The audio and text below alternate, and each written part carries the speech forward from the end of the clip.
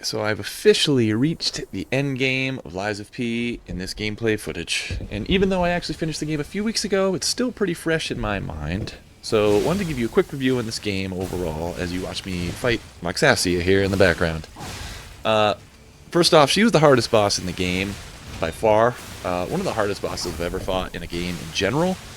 Took me several attempts, many hours out of my life, even using the Spectre. She was hard. She was hard. So Lies of P, my thoughts. And this is coming from someone who is newer to the Souls genre, Souls-like games. My first Souls game was Elden Ring, so, you know, a little under 2 years of experience there, but, you know, I put about 600 hours into Elden Ring. I've been hooked on Souls games ever since. I've played Dark Souls 1 through 3, Mortal Shell, some Metroidvanias, Hollow Knight and Castlevania Symphony of the Night, Wolong, Stray Blade. You can actually find some gameplay of those games on my channel. So anyway, I've got some Souls experience. I'd say I'm somewhere between casual and hardcore gamer. Now that you have that background, here's my take on the game. I loved it. I couldn't get enough of it. I wanted to keep playing it. When I wasn't playing it, I was watching other people play it. However, it was one of the hardest games I have ever played. Definitely harder than Elden Ring, in my opinion. I haven't played Sekiro or Bloodborne, which I know a lot of people compare this to, but I'd say it stacks up there with one of those in terms of difficulty, just based on what I've heard other people say, what I've read about. One of the main reasons for this difficulty was the boss fights, and this Laxasia boss fight in general, which honestly almost made me quit the game. I got so frustrated one night trying to fight her that I just walked away, and I was like, I think I'm done with this game. But I came back the next day, refreshed, relaxed, and I was able to beat her no problem, and I moved on with my life. After that, honestly, Manus and the Nameless Puppet fights were kind of a breeze. I think it took the Laxasia fight for me to actually get good at the game. So bosses, obviously, are a big part of this game. Very difficult, yes, but very satisfying and fun boss fights. A lot of legit two-phase bosses, which sometimes can be annoying, especially back-to-back, like in the end of this game. You know, two-phase after two-phase after two-phase boss. But overall, the boss fights were really fun, and they forced you to learn the moves and the mechanics of the game. The only boss fight I didn't really like, well, kind of both of them, but the second Black Rabbit Brotherhood fight in general, I thought that was just unnecessary and repetitive. We already fought these guys. Now we got to do it again. Like, come on. Gang squad fights like that in general, they're just not very fun in my opinion, and having to do it twice kind of sucked. That whole chapter of the game could have honestly been cut out of the game completely, and the game would have been fine without that. Then you'd have a nice round number, 10 chapters. But anyway, moving on. Let's talk level design. I thought the level design was top-notch. I really did. I know a lot of people were saying it was too linear and didn't allow for much exploration, yada yada blah blah. But honestly, that's part of the reason why I like the level design. It can be fun to get lost in an open world or semi-open world game, but it was refreshing to kind of know where to go in Lies of P. It kept things moving. You always felt like you were progressing. There were shortcuts to unlock. Whether it's kicking down a ladder or unlocking a gate or something like that. And it was always meaningful. I couldn't really recall any shortcuts that were pointless. It was really well designed and thought out. I wouldn't say the levels were easy, but they weren't too overwhelming and allowed you to get to a checkpoint at the right amount of time to breathe that sigh of relief right before a big boss fight, which is where the true difficulty lies, as I mentioned before, with the bosses. So next, combat. I thought the combat system and mechanics and all of that were very, very good. I played the demo when it came out last June, and I remember having some trouble with the mechanics, especially on the first couple bosses. But once you get the mechanics down and figure out how to perfect guard, the combat became really, really satisfying. Even that little ding-ding sound it made every time you got a perfect guard, that felt really good. And especially when you got the heavy hit on an enemy or a boss when they're in the groggy state, and then getting the riposte, oh, that was a good feeling, man. It definitely took some practice. I really didn't start getting it down until around the Archbishop fight, which was like the get good check of the game. But once you got it down, the game became so much more enjoyable. The weapons were fun. I used a good amount of them, but I'll probably go back and test out a few more because, you know, there's some cool looking boss weapons and things I didn't get to try. Dodging was the weak point, I'd say, but once you got the proper upgrades for some of the advanced dodging mechanics, that became a viable option as well, as an alternative to the perfect guard. I started dodging a lot more late game, especially against Laxasia, because perfect guarding her the whole time was just crazy hard. Other items of note, the art style and the music were amazing. They did such a great job with both of those. You can tell a lot of thought and care went into those aspects of the game. The story was really, really good. And this is coming from someone who typically doesn't pay too much attention to the story. I just want to get out there and kill stuff usually when I'm playing these games. But they took this twisted, dark fantasy version of Pinocchio and they turned it into like a legit good story, and they absolutely nailed it. Criticisms: the second Black Rabbit Brotherhood fight, as I mentioned, some of the P organ upgrade options seem kind of useless, like faster golden fruit load times. Like, I barely even used the gold fruit, so that one just seemed kind of pointless to me. I would have also liked some more ranged weapon options. They had the throwables, which were kind of OP in certain scenarios, but just like a bow or something to snipe enemies from a distance would have been cool. I don't think magic would have worked here in this game, so not including magic made sense. But like a bow or like a gun or something that you could have shot from long distance would have been cool. So overall, how do I rank this game? I give it a solid 8.5 out of 10. I put this ahead of Dark Souls 1 and 2. Maybe not Dark Souls 3, but honestly I think it's close. I do need to play Bloodborne since I know it closely compares to that. Maybe someday I'll get a PlayStation. Or maybe someday FromSoft will release a PC version of Bloodborne. Wink, wink, nod, nod, hint, hint, FromSoft. I know they're watching this video, so they'll get the hint. I'd put this neck and neck with Wolong, which came out earlier in the year. Though Lies of P, I think, edges it out for me there. And then there's this other Souls-like game that I'm currently playing right now. You might be able to guess which one. It rhymes with Gourds of the Ballin'. Which I will be doing a direct comparison to that with Lies of P in a later video. It does not beat Elden Ring for me. That one's going to be tough to top. Elden Ring is officially my favorite game of all time. So yeah, Neowiz has a long way to go to get to the top of that list, but I'd say they knocked it out of the park with Lies of P, honestly. It definitely exceeded my expectations. I can't wait to see what else they release. So yeah, that's my review. Thanks for listening, and enjoy the remainder of these boss fights. Catch you in the next one.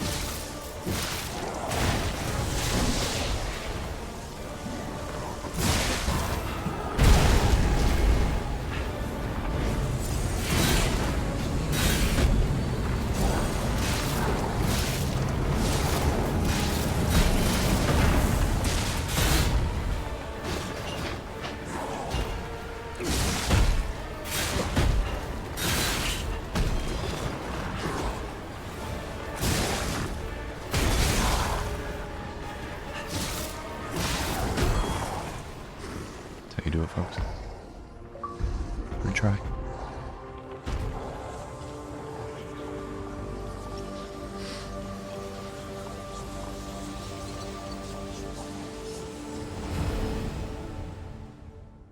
I knew you could do it. I dreamed of this day for you can be human again. But I just need the final ingredient. If you give me your heart. You have been brilliant and a good. Give me your heart. I believed you were a good. I suppose. But a father, always. In my own way, I grew to love.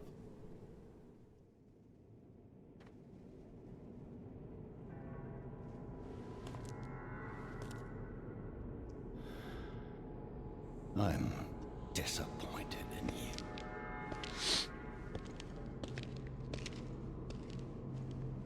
I didn't mean for this to happen. I believed you were a good boy. If you refuse, then I'll have to retrieve it myself.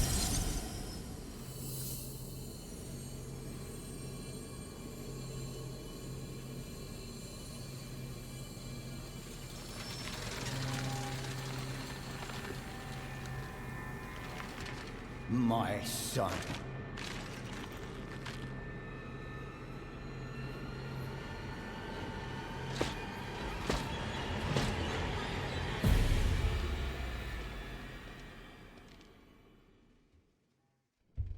You can become a real human. Come to me, my son.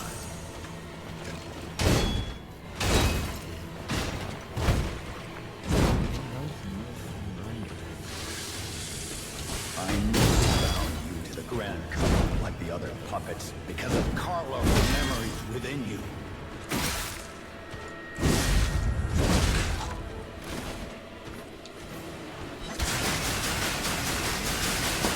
I knew you had gone astray. So long to bring you back. So how do I get back to him?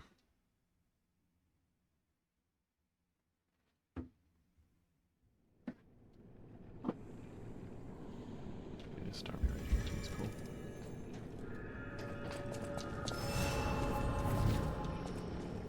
Oh, not the Stargazer. Is it just a Stargazer that's here now? Ooh, 22 thou. 22 thou, baby. Let's level up. A little bigger in health. 1, of course. Do health. Health is always good. Let's do this one shot. I'm gonna get out of here. You can become a real human. Come to me, my son.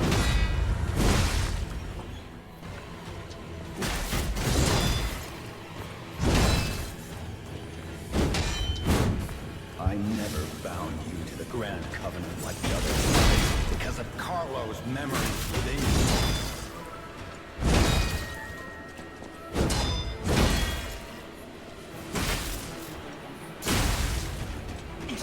I know you have gone astray. Some of the puppet.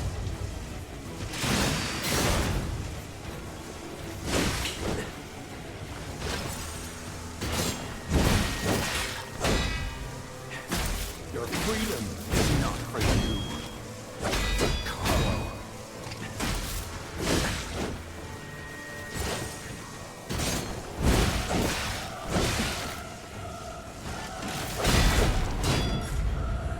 No father wants to resort to the lash, but there's no other way.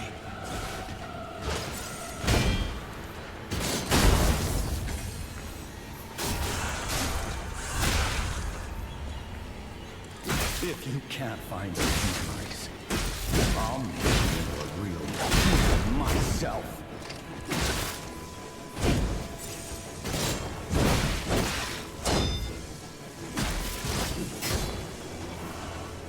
After I lost you, my life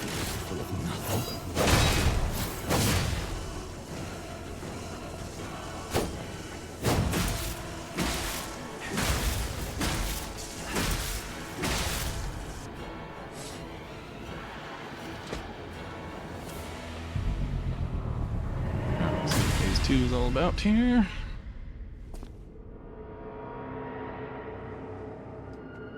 I'm sure it will be insane.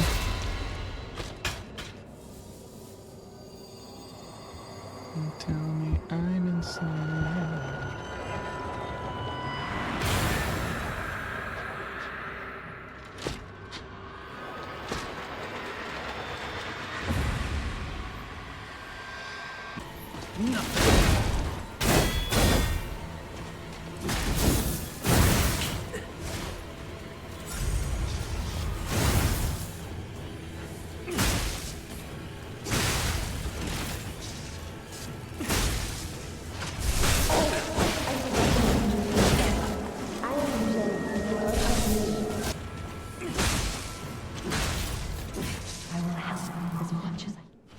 Fucking did it. I wish I recorded the whole thing. At least I got the end, baby. Just beat the game. I just beat the fucking game. No big deal. Nameless didn't take very long. Maybe an hour.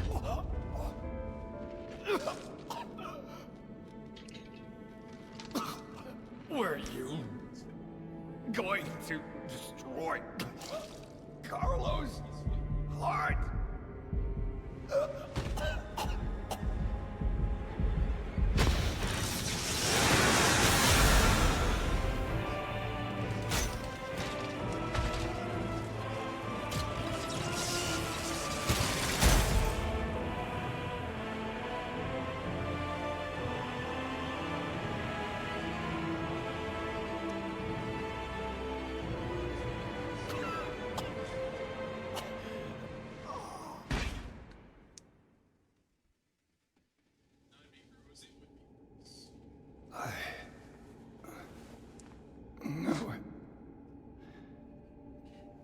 You're just a useless puppet.